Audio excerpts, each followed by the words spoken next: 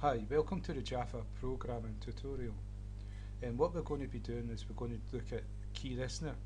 We're going to add keys to the program where you can move the character if you press the right key, left key, up key, down key, or you can use any key at all that you want to use. So that's what we're going to use, and it's an abstract class called KeyListener that you use in your program. Then you need to implement the methods because it's abstract, and Java calls it implements keyword to implement the class with the abstract methods. And so you've got to implement the methods that come with this class. You don't have to use them, but you have to implement them in the code, and then you have to add the action listener to your frame. So there's 3 different parts, and once you've done, you need to add code to the method that you're going to use for the keys. And so that's what we're going to do. So we'll get started. So what we're going to do is, I've already created an object of the background class, and we called it this. We're going to use this to add the action listener to this frame, but first we're going to add action listener. And so what we do is we implement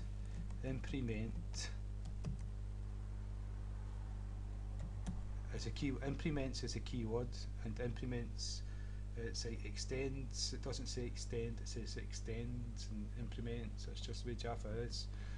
Nothing wrong with it, it's just I'm pointing that wee bit out to you.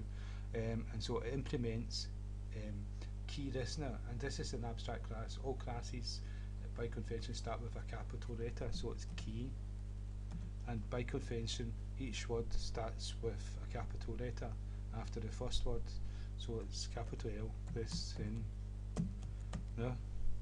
So this is what we're going to implement, and it's already telling you that import KeyListener, so we need to import the KeyListener, and it's java.awt.Event where this class is, and so we'll click import, and that's it, appeared up there.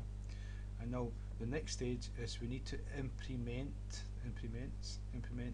the 3 different methods that come with KeyListener, and that's on there. You see that key typed, key released, key pressed, and we can see them again here: key pressed, key released, and key typed. Now the difference between, you can imagine what key pressed is, and you can imagine what key released is. Key pressed is when you press a key, and when you let go of the key, that's key released. So what is key typed? Well, the difference is that you've got characters for typing in Java. I'm not 100% sure, but this is my take on it. And key typed will only look at the characters for typing. If that's wrong, somebody let me know. And so that's the difference between key pressed and key typed. So if you want to use the right and left keys, you'll use key typed. That's my take on it. So that's what we're going to do. We're going to implement these methods. These methods will appear at the bottom once we do that. And so that's the 3 methods we've just implemented. There's no code inside them. And so they're implemented with no code, so that's us abiding by the object-oriented abstract rules. Now, but why would we implement abstract class if we're not going to use one of them at least? And so that's what we're going to use. We're going to use this one here. And just to show you that a key type system .out.println, and we're going to do, what we're going to do here is I'm going to use the key event E. We could call this whatever. This is an instance of key event, and we're going to use E to access it. We could call it what we want, and we're going to do get key code. And what this does, this returns the key it's been pressed. So this returns key get pressed. It tells you on the screen there. It returns an integer. Right. So there's one more step. This will not work. What we've done, we've got one more step. We've got to add this key listener to the frame. And so we'll go back to the constructor and use this keyword, this dot add KeyListener. Got to spell it right.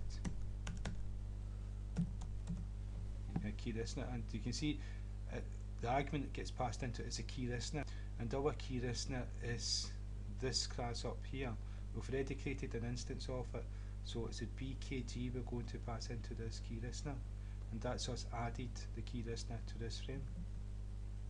And so BKG, and that's us added the KeyListener from this frame. So that's us all ready to run the program and press a key and have that key printed to screen. Save it, run the program, press a key. Let's see, it takes a wee. That's a number for the key, right? And so this is what I'm pressing is up key, now the down key, the left key, now the right key. I'm pressing the W, now the E. Each one's got a different integer, and so that's what's happening with this special method within KeyEvent, and we're going to use this KeyEvent. What we're going to do with it is we're going to return whatever key we press. We're going to test the get key code with the key that we want. If we want the up key to move up, then we'll have an if statement with e.get key code, and we'll say maybe write the up key equal to up key, then do this code. And so I'll show you how to do that now. First we'll do if, right, e.get key code, and that's it there. Now we're going to equals to. Now we're not going to use the instance, we're going to actually use the static methods, the static variables from this class. So we're going to use it access it the static way. This bit may get someone confused, is why not do e.getEvent or the key, because it's static. And so event dot, and see how we've accessed them in a static way. And so what we're going to do is vk and underscore, and we're going to go up. That's the key there. So with testing, this is going to return the same number for the up key as this one will return when we press the up key. So these two will return true, and the if statement will be executed. And to prove it, what I'm going to do is system.out.println and up key pressed,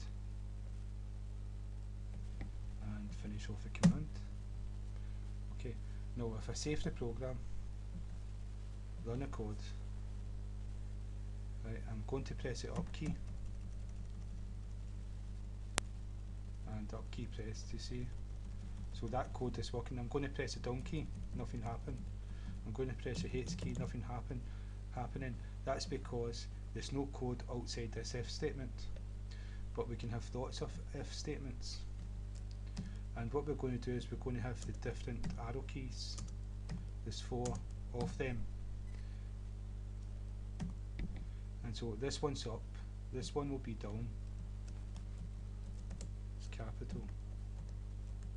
And D. And this one will be right. This one will be left.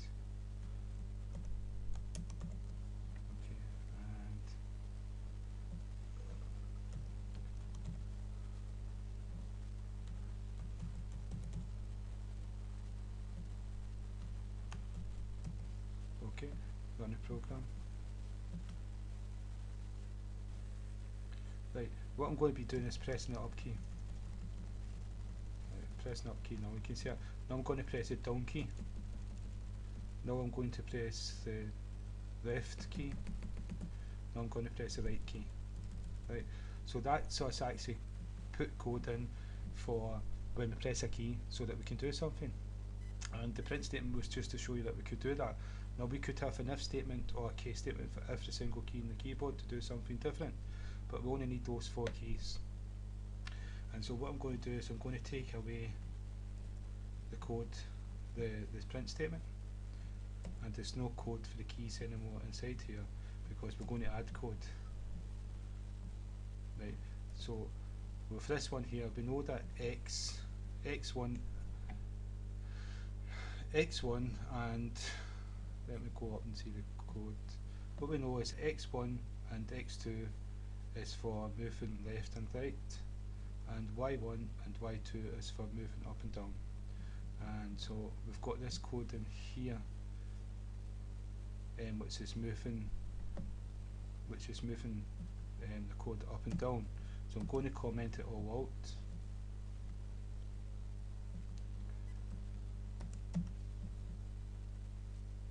Right. And so all we need to do now in here is this is up. So what we're going to do is we're going to go y1 equals y1 plus starts at 0, 0, so going down, up will be minus 1. So when we press that key, it's going to actually move up the screen, and the down is the same, but it's going to be, instead of -1, it's going to be +1. And this one here is going to be, to move right, it's going to add 1 to x1 and x2, and this, but first I've got to do y2 first. Change this to 2, and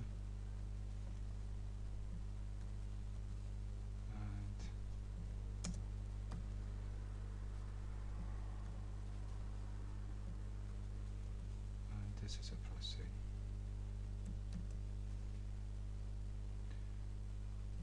So what we're going to do here is we're going to do x1 equals x1 plus 1, and then we're going to x2 equals x2 plus 1,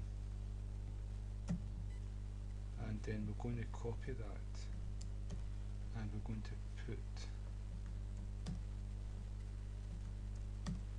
put it here, but change it to minus. So to go left, it's going to take 1 away from x1 and x2. So if I save it and run a program, right, what I'm going to do is move the right key, and now I'm moving it. Stopped. It's crashed for some reason. Don't know what's wrong with my computer. That should be happening. It's interfering with the tutorials. So I'm going to move the left key, and it moves left. I'm going to move the up key. It's crashed again.